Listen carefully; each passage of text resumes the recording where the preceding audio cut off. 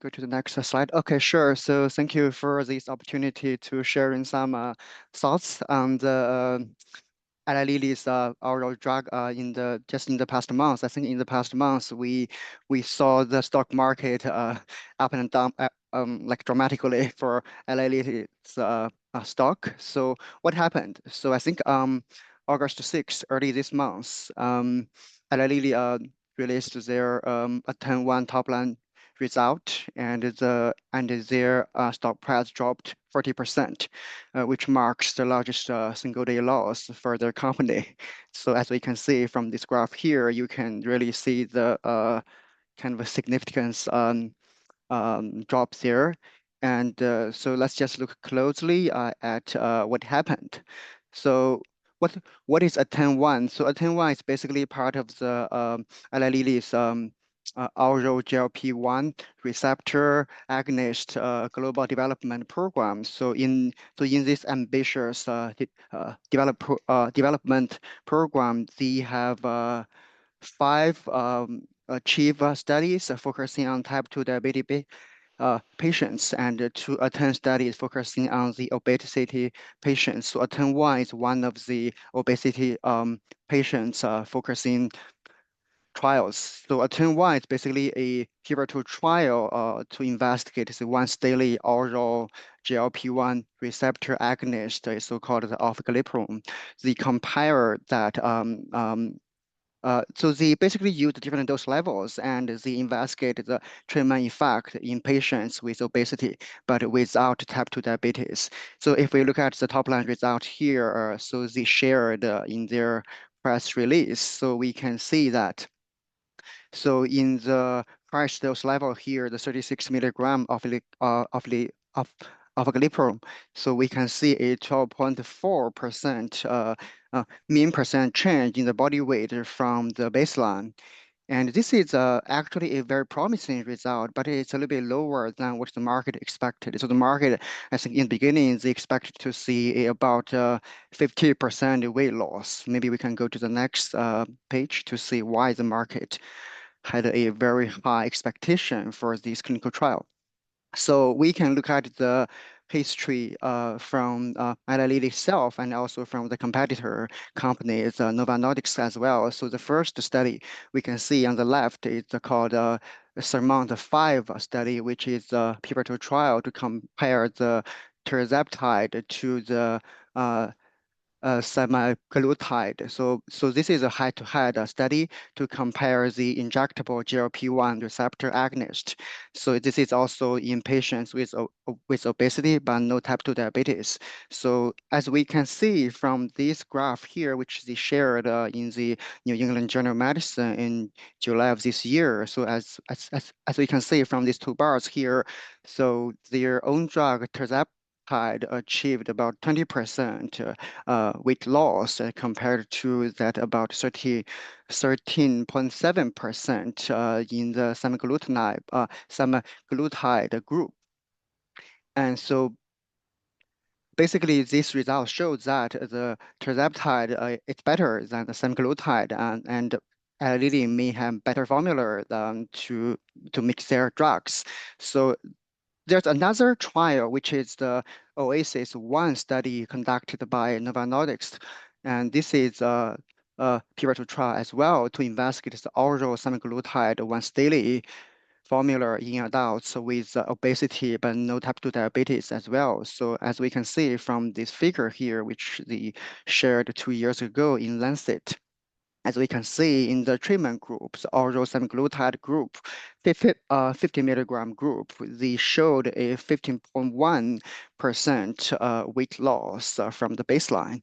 So basically, so from these two drugs, I think the market expected the oral drug from Eli Lilly again can achieve some kind of comparable effect compared to the oral semaglutide effect, and it potentially could narrow down the gap between the oral and the injectable GLP-1 receptor agonist, because these are new oral drug from Eli Lilly. They have the new mechanism of action, so they have the non-peptide kind of a So they are non-peptide and they have the unique binding model to GLP-1 receptor. So the market expected to see a at least a comparable effect to the oral semaglutide.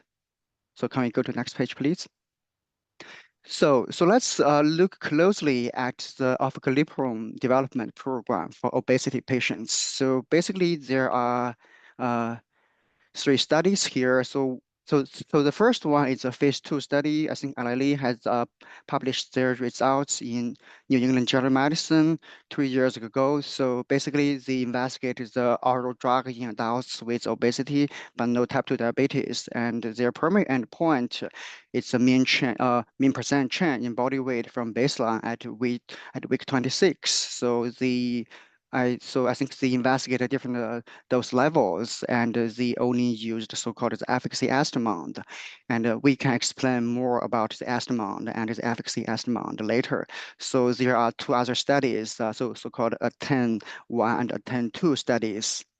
So the ATTAIN-1 is in adults with obesity but without the type 2 diabetes. ATTAIN-2 is in adults with both obesity and type 2 diabetes. So they both investigated the mean percent change in body weight from baseline at week 72, and they used a a kind of a lower dose levels compared to the first phase 2 trials.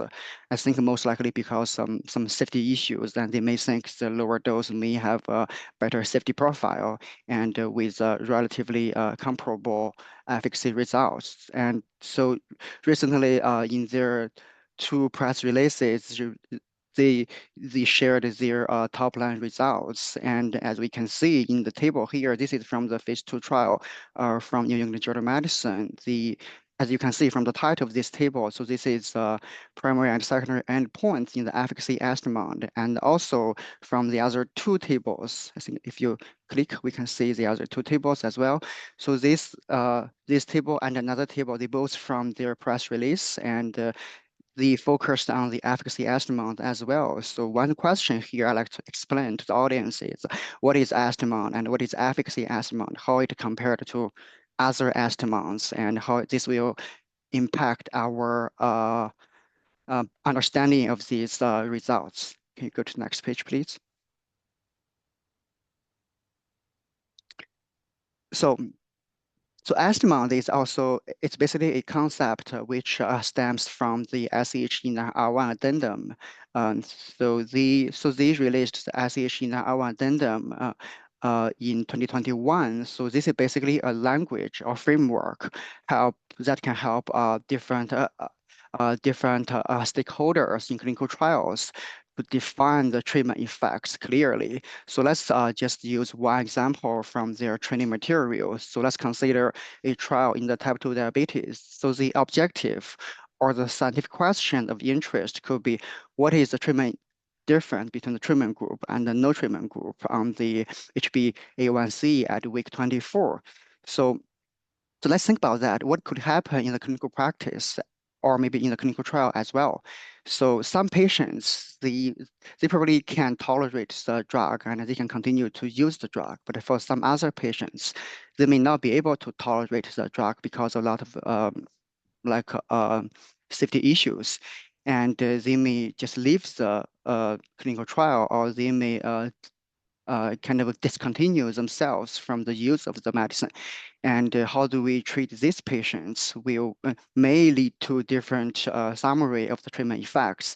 So let's think about these patients here. As you can see um, from the lower pane of this graph here. So if we summarize the treatment difference between groups on HbA1c at week 24, regardless of the adherence issue, which means whether the patient is able to remain on treatment or not. We don't care about that. We just collect their results at week 24 and compare the treatment effects between two groups. So that's one treatment measure. That's one treatment effect measure. And another way could be we can consider a hypothetical scenario where all the patients could adhere to the treatment. So which means we may need to impute some data to some patients who cannot tolerate the drug. And we use the imputed data and the observed data together to estimate the treatment effect. between the treatment groups. So that's another treatment effect measure. And so we can also restrict ourselves to the subgroup of the patients who can tolerate the treatment, and we can just focus on this subgroup of patients and estimate the treatment effect inside this subgroup. So that's also another treatment measure, treatment effect measure. So the same thing applies to another typical issue happen in clinical trial, which is some additional medication. That's so-called concomitant medicine. Uh, for instance, the rescue medication during the clinical trial, if the treatment doesn't work in the clinical trial, the patient may need to take some rescue medication. Um, and So that also happens when some safety issue happens, then the patient needs to take the rescue medication as well. So once this scenario happens, how do we handle that? It also could lead to different types of treatment effect measures, as we explained before. So all these types of issues like adhere, adherence or some additional medication use, all these are called intercurrent events. So can you go to next page? So these are called intercurrent events. And how do we handle these intercurrent events could lead to different summary of treatment effects. So SH in R1. So can you go to the next page, please? So SH in R1 addendum, they basically introduces 5 different strategies that can be used alone or in combination to handle these different intercurrent events. So the first one is called the treatment policy. Basically means we can disregard the treatment adherence and its rescue medication use. And so this treatment policy strategy aligns with the clinical practice or the so-called intention to treat principle. So this is very close to what we can observe in the clinical practice. And another strategy is called hypothetical strategy, which assumes the perfect adherence and no rescue medication use. And this is aligning with the so-called pure treatment effect or the pharmacologic effect. It's kind of the treatment effect purely from the drug.